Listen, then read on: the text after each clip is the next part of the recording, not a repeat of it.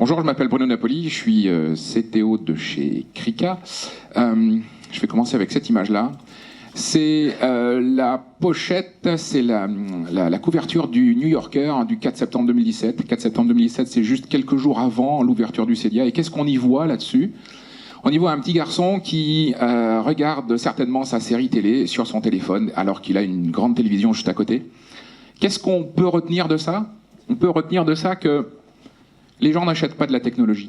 En fait, de la technologie, ils s'en foutent. Et la technologie, ça leur fait peur. Et la technologie, ils comprennent rien. La seule chose qu'ils achètent, c'est la possibilité de consommer des programmes. Les gens veulent regarder un film, les gens veulent consommer des films, les gens veulent consommer de la musique. Et une grande partie d'entre nous, quand on commence à vendre des systèmes à nos clients, on leur parle de technique, au lieu de leur parler de l'expérience qu'on va leur apporter.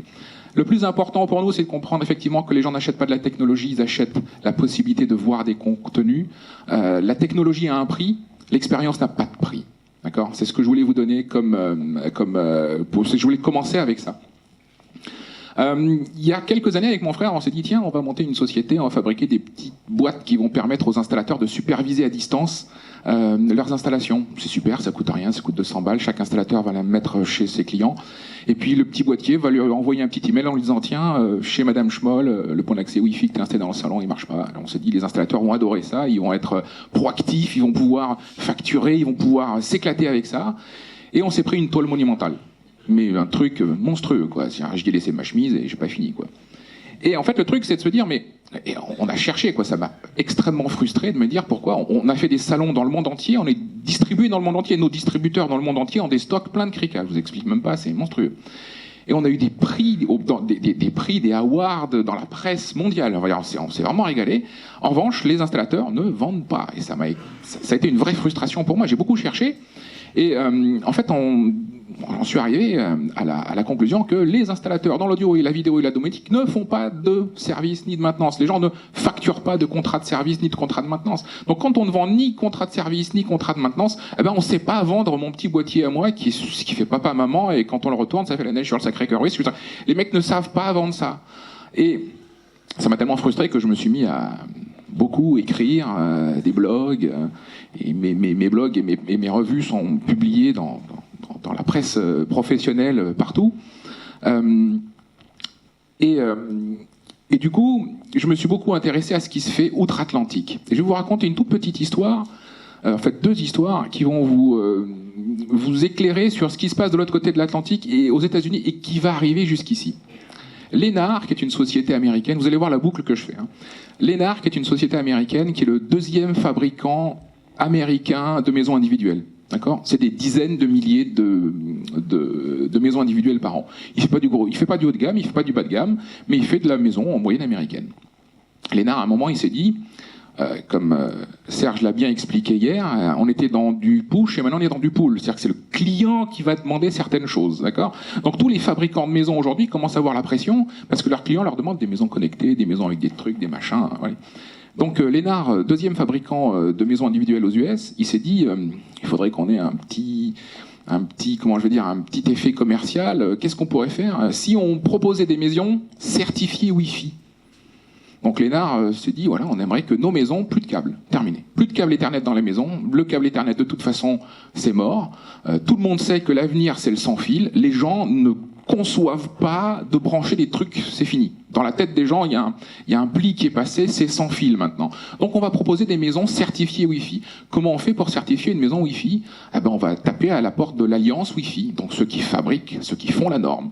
Donc toc toc, bonjour l'Alliance Wi-Fi, on voudrait faire des maisons certifiées Wi-Fi, comment on fait ? Venez avec vos plans, dites-nous ce que vous mettez comme matériaux, construisez-nous 4 maisons, et puis on fait des essais, et puis ensuite on vous dira ce qu'il faut faire, qu'est-ce qu'il faut mettre comme matériel, ou pour avoir des maisons certifiées Wi-Fi.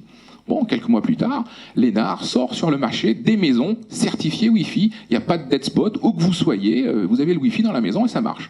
Alors les installateurs que vous êtes, vous allez me dire « Oui, le Wi-Fi, mais le 4K HDR, ça passe pas. » Souvenez-vous, les gens, ils s'en foutent de la technologie. Tout ce qu'ils veulent regarder, c'est Game of Thrones. D'accord ? Et si ils sont sûrs que ça marchera mieux en 4G sur leur téléphone, ils le regarderont sur leur téléphone.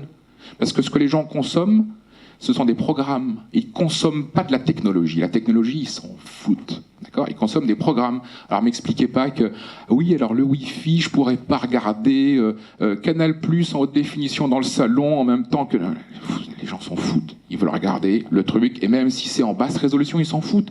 Ils téléchargent des trucs pourris sur Internet juste pour les voir. Vous voyez ce que je veux dire ? Sur votre télé, 65 pouces, 8K, ils s'en foutent. Ils veulent regarder des programmes. Ils consomment des programmes. Ils ne consomment pas de la technologie. La technologie est juste un vecteur qui leur permet de consommer des programmes.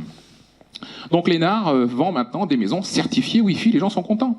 Lénard, ils ont voulu aller plus loin, ils se sont dit, tiens, si en plus on vendait avec nos maisons des packs. Oui, voilà, comment on pourrait vendre des maisons déjà connectées avec la serrure connectée, la télévision, la distribution audio, la distribution vidéo, tout.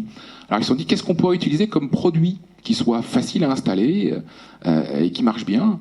Eh ben, c'est pas compliqué, hein. Ils proposent des télés maintenant avec des maisons avec des packs. Donc j'ai la télé Samsung, parce que la télé Samsung, elle est connectée.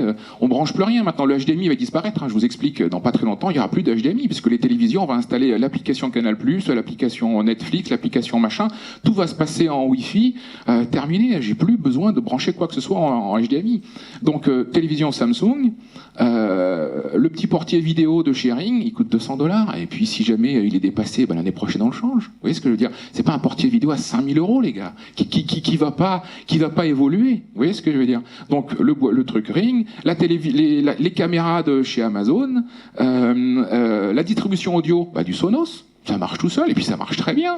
Ils vont utiliser la climatisation de chez Honeywell, parce qu'elle a le petit hub avec la bonne API. Ils ont utilisé la porte, la serrure connectée avec la bonne API, le système d'alarme complètement ouvert avec la bonne petite API, et en plein milieu, il y a une Amazon Alexa. Le client, il rentre dans la maison, c'est que des produits qu'il connaît, c'est pas des produits que personne ne connaît, des marques obscures. Le client, il a une bonne perception parce qu'il voit des marques qui sont connues et reconnues. Voilà, il rentre dans la maison, c'est des produits connus. Et puis ça marche. Parce que les grosses sociétés qui font tout ça, il y a un marché tel que je vous explique, les mecs, ils se démerdent entre eux pour que ça fonctionne. Il n'y a pas de problème d'API, de machin, de driver, non, ça marche. Samsung et Amazon, ils se sont démerdés ensemble, ça marche.